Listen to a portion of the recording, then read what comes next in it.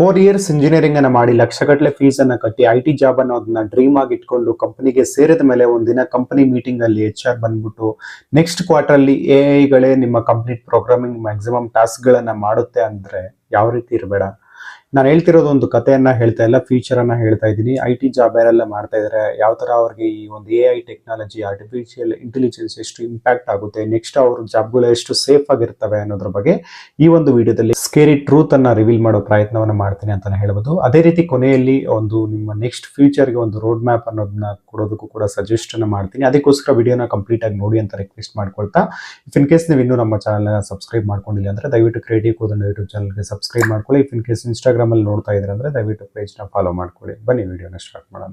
3-4 ವರ್ಷಗಳ ಹಿಂದೆ ಒಂದು ಕೋಡಿಂಗ್ ಅಂತಂದ್ರೆ ಅದೊಂದು ಹ್ಯೂಮನ್ ಸ್ಕಿಲ್ ಆಗಿತ್ತು. ಇವಾಗ ಅದು ಬದಲಾಗಿದೆ ಅಂತಾನೆ ಹೇಳ್ಬೋದು. ಆರ್ಟಿಫಿಷಿಯಲ್ ಇಂಟೆಲಿಜೆನ್ಸ್ ಅನ್ನೋದು ಬಂದ ಮೇಲೆ ಕಂಪ್ಲೀಟ್ ಆಗಿ AI ಅನ್ನೋದೇ ಒಂದು ವೆಬ್ ಆಪ್ ಅನ್ನ ಬಿಲ್ಡ್ ಮಾಡ್ತಾ ಇದೆ, ಡೇಟಾ ಬೇಸ್ ಡಿಸೈನ್ ಮಾಡ್ತಾ ಇದೆ, ಇವನ್ ಡಿಪ್ಲಾಯ್ಮೆಂಟ್ ಸ್ಟೆಪ್ಸ್ ಅನ್ನ ಹೇಳ್ತಾ ಇದೆ ಅಂತಾನೆ ಹೇಳ್ಬೋದು. ಮತ್ತೆ ಆಂಥ್ರೋಪಿಕ್ ನಿರ್ಮಿಸಿರ್ತಕ್ಕಂಥ ಕ್ಲಾಡ್ 3 ಈ ಒಂದು ಲಾಂಗ್ ಡಾಕ್ಯುಮೆಂಟ್ಸ್ ಅನಲೈಸ್ ಅನ್ನ ಮಾಡಿ ಕಾಂಪ್ಲೆಕ್ಸ್ ಲಾಜಿಕ್ಸ್ ಗಳನ್ನ ಕೂಡ ಬರೀತಾ ಇದೆ ಅಂತಾನೆ ಹೇಳ್ಬೋದು. ಮತ್ತೊಂದು ಕಡೆ ಈ ಓಪನ್ AI ಮತ್ತೆ chat GPT entire back end ಮತ್ತೆ ಫ್ರಂಟ್ ಎಂಡ್ ಕೋಡ್ ಗಳನ್ನ ಜನರೇಟ್ ಮಾಡ್ತಾ ಇದೆ. ಅಂಡ್ ಇದರಿಂದ ಏನಾಗ್ತಾ ಇದೆ ಅಂದ್ರೆ ಜೂನಿಯರ್ ಡೆವಲಪರ್ ಗಳು 3 ದಿನ ಏನು ಈ ಒಂದು ಕೆಲಸವನ್ನ ಮಾಡೋದಕ್ಕೆ ಟೈಮ್ ತಗೊಳ್ತಾ ಇದ್ರು, ಈ ಒಂದು AI ಅನ್ನೋದು ಒಂದು 30 ಸೆಕೆಂಡ್ಸ್ ಅಲ್ಲಿ ಆ ಒಂದು ವರ್ಕ್ ಅನ್ನ ಕಂಪ್ಲೀಟ್ ಮಾಡ್ತಾ ಇದೆ ಅಂತಾನೆ ಹೇಳ್ಬೋದು. ಹಾಗಾದ್ರೆ ಕಂಪನೀಸ್ ಏನು ಯೋಚನೆ ಮಾಡುತ್ತೆ ಹೇಳಿ, ಈ ಒಂದು ಸಿಚುವೇಶನ್ ಬಂದಿದೆ ಅಂತಂದ್ರೆ ಒಬ್ಬ ಎಂಪ್ಲಾಯ್ಗೆ 6 lakhs per annum ಸ್ಯಾಲರಿ ಕೊಡೋ ಬದಲಿಗೆ ಒಂದು AI ಸಬ್ಸ್ಕ್ರಿಪ್ಷನ್ ತಗೊಂಡ್ರೆ ಸಾಕಲ್ವಾ ಅನ್ನೋ ಒಂದು ಮೈಂಡ್ ಸೆಟ್ಗೆ ಬಂದ್ಬಿಡ್ತವೆ. ಇದಷ್ಟೇ ಅಲ್ಲ, ಇನ್ನೂ ಸ್ಕೇರಿ ಟ್ರೂತ್ಗಳು ಮುಂದೆ ಇದೆ ಅಂತಾನೆ ಹೇಳ್ಬೋದು. 2023 ಮತ್ತೆ 2025 ಮಧ್ಯೆ ಈ ಲೇ ಆಫ್ಸ್ ಅನ್ನೋದು ಬಂದು ಒಂದು ದಾಖಲೆ ಮಟ್ಟಕ್ಕೆ ಹೋಗಿತ್ತು ಅಂತಾನೆ ಹೇಳ್ಬೋದು ಈ ಒಂದು IT ಸೆಕ್ಟರ್ ನಲ್ಲಿ. ಅಂಡ್ ಅದಾದ್ಮೇಲೆ ಈ ಸ್ಟಾರ್ಟ್ಅಪ್ ಗಳ ಕಾಸ್ಟ್ ಅನ್ನೋದು ಕಟ್ ಮಾಡಕ್ಕೆ ಸ್ಟಾರ್ಟ್ ಮಾಡಿದ್ರು. ಅದಾದ್ಮೇಲೆ ಲೀನ್ ಟೀಮ್ಸ್ ಅನ್ನ ಬಿಲ್ಡ್ ಮಾಡ್ತಿದಾವೆ. ಅದಾದ್ಮೇಲೆ ಹೈರಿಂಗ್ ಸ್ಲೋ ಆಗ್ತಾ ಇದೆ. ಮತ್ತೆ ಎಂಟ್ರಿ ಲೆವೆಲ್ ಓಪನಿಂಗ್ ಡ್ರಾಸ್ಟಿಕಲಿ ಕಡಿಮೆ ಆಗಿದೆ ಅಂತಾನೆ ಹೇಳ್ಬೋದು. ಯಾಕಂತಂದ್ರೆ ರೆಕ್ರೂಟರ್ಸ್ ಈಗ ಕೇಳೋ ಪ್ರಶ್ನೆ ಏನಂತಂದ್ರೆ AI ಟೂಲ್ಸ್ ಬಳಸ್ತಾ ಇದ್ರೆ ಅಥವಾ ಕೋಡಿಂಗ್ ಮಾತ್ರ ಬಂದ್ರೆ ಸಾಕಾಗೋದಿಲ್ಲ, AI ಅಸಿಸ್ಟೆಂಟ್ ಡೆವಲಪರ್ ಕೂಡ ಆಗಿರ್ಬೇಕು ಅನ್ನೋ ಒಂದು ಕಂಡೀಷನ್ ಅನ್ನ ಕೂಡ ಇರ್ತಾರೆ. ಈಗ ಯಾರನ್ನಾದ್ರೂ ಹೊಸದಾಗಿ ಹೈರ್ ಮಾಡ್ಕೋಬೇಕು ಅಂತಂದ್ರೆ, ಯಾರಿಗೆಲ್ಲ ಈ ಒಂದು AI ಟೆಕ್ನಾಲಜಿ ಜೊತೆ ಒಂದು ನಾಲೆಜ್ ಇದೆಯೋ ಅಂತವ್ರನ್ನ ಮಾತ್ರ ಹೈರ್ ಮಾಡ್ಕೊಳ್ಳೋದಕ್ಕೆ ಟ್ರೈ ಮಾಡ್ತಾ ಇದ್ದಾರೆ ಅಂತಾನೆ ಹೇಳ್ಬೋದು. ಮತ್ತೊಂದು ಅನ್ಕಂಫರ್ಟಬಲ್ ಒಂದು ಟ್ರೂತ್ ಅನ್ನ ಹೇಳ್ತೀನಿ. ಏನಂತಂದ್ರೆ ಯಾರೆಲ್ಲ ಕಾಪಿ ಪೇಸ್ಟ್ ಕೋಡಿಂಗ್ ಅನ್ನ ಮಾಡ್ತಾ ಇದ್ರಿ, ಅದಾದ್ಮೇಲೆ ಒಂದು ಬೇಸಿಕ್ ಕ್ರೂಡ್ ಆಪ್ಸ್ ಅನ್ನ ಬಳಸೋದಾಗಿರ್ಬೋದು ಅಥವಾ ಯೂಟ್ಯೂಬ್ ಟ್ಯುಟೋರಿಯಲ್ಸ್ ಅನ್ನ ಫಾಲೋ ಮಾಡ್ಕೊಂಡು ಅದನ್ನ ಜಾಬ್ ಅನ್ನ ಮಾಡ್ತಾ ಇದ್ರು, ಅಂತವ್ರ ಜಾಬ್ ಈಗ ತುಂಬಾ ರಿಸ್ಕ್ ಅಲ್ಲಿ ಇದೆ ಅಂತಾನೆ ಹೇಳ್ಬೋದು. ಯಾಕಂತಂದ್ರೆ ಈ ಎಲ್ಲಾ ಜಾಬ್ಸ್ ಅನ್ನ ಒಂದು AI ಅನ್ನೋದು ರಿಪ್ಲೇಸ್ ಮಾಡೋ ಚಾನ್ಸಸ್ ಇರುತ್ತೆ.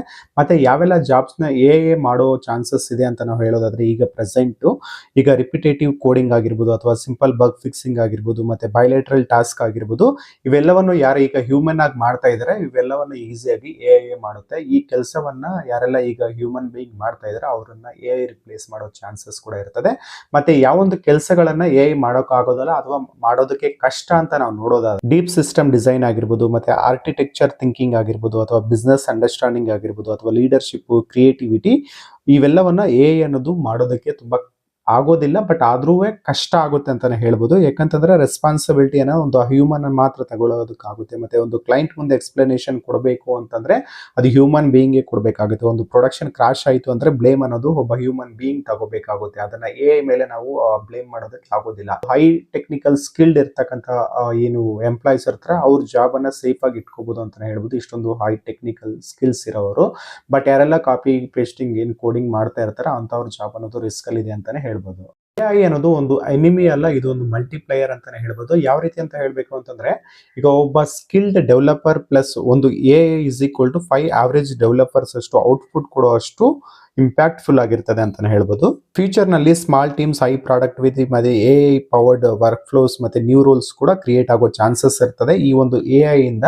ಅಂಡ್ ಇದರಿಂದ ಹೊಸ ಜಾಬ್ ರೋಲ್ಸ್ ಕೂಡ ಕ್ರಿಯೇಟ್ ಆಗ್ತದೆ. ಯಾವುದೇ ಒಂದು ಎಕ್ಸಾಂಪಲ್ ಕೊಡಬೇಕು ಅಂತಂದ್ರೆ, ಈಗ AI ಇಂಜಿನಿಯರ್ ಆಗಿರ್ಬೋದು ಅಥವಾ ಪ್ರಾಂಪ್ಟ್ ಡಿಸೈನರ್ ಆಗಿರ್ಬೋದು, AI ಸೆಕ್ಯೂರಿಟಿ ಎಕ್ಸ್ಪರ್ಟ್ ಆಗಿರ್ಬೋದು, ಆಟೋಮೇಷನ್ ಆರ್ಕಿಟೆಕ್ಟ್ ಆಗಿರ್ಬೋದು, ಈ ತರ ಸುಮಾರಷ್ಟು ಆಪರ್ಚುನಿಟಿಗಳು ಕೂಡ ಮುಂದೆ ಬರೋ ಚಾನ್ಸಸ್ ಜಾಸ್ತಿ ಇರ್ತದೆ ಈ ಒಂದು AI ಟೆಕ್ನಾಲಜಿಯಿಂದ. ಹಾಗಾದ್ರೆ ಈ AI ಜೊತೆ ಯಾವ ರೀತಿ ಕಾಂಪಿಟೇಟ್ ಮಾಡಬೇಕು ಈಗ ನಾವು ಅಂತ ನೋಡಿದ್ರೆ, ಇಫ್ ಇನ್ ಕೇಸ್ ನೀವೇನಾದ್ರೂ ಸ್ಟೂಡೆಂಟ್ ಆಗಿದ್ರ ಅಂತಂದ್ರೆ ಈಗ ಪ್ರೆಸೆಂಟ್, ಸೊ ನೀವೇನ್ ಮಾಡಬೇಕು ಅಂತಂದ್ರೆ AI ಟೂಲ್ಸ್ ಅನ್ನ ಡೈಲಿ ಯೂಸ್ ಮಾಡ್ಲಿಕ್ಕೆ ಸ್ಟಾರ್ಟ್ ಮಾಡಿ. ಮತ್ತೆ ಪ್ರಾಜೆಕ್ಟ್ಸ್ ಗಳನ್ನ ಬಿಲ್ಡ್ ಮಾಡಿ ಒಂದು AI ಟೂಲ್ಸ್ ಅನ್ನ ಯೂಸ್ ಮಾಡ್ಕೊಂಡು, ಮತ್ತೆ AI ಜೊತೆ ಕೊಲಾಬರೇಟ್ ಮಾಡ್ಕೊಂಡು ಸ್ಕಿಲ್ಸ್ ಅನ್ನ ಡೆವಲಪ್ಮೆಂಟ್ ಮಾಡಿ. ಇಫ್ ಇನ್ ಕೇಸ್ ನೀವೇನಾದ್ರು ವರ್ಕಿಂಗ್ ಪ್ರೊಫೆಷನಲ್ಸ್ ಆಗಿದ್ರೆ ಒಂದು ಸಿಸ್ಟಮ್ ಡಿಸೈನ್ ನಲ್ಲಿ ಮಾಸ್ಟರ್ ಮಾಡಿ ಅಂಡ್ ಕ್ಲೌಡ್ ಪ್ಲಸ್ ಡೆವಾಪ್ಸ್ ಅನ್ನ ಕಲಿಬೇಕಾಗುತ್ತೆ ನೀವು. ಅಂಡ್ ಆಟೋಮೇಷನ್ ಮೈಂಡ್ ಸೆಟ್ ಅನ್ನ ಡೆವಲಪ್ ಮಾಡ್ಕೋಬೇಕು ನೀವು.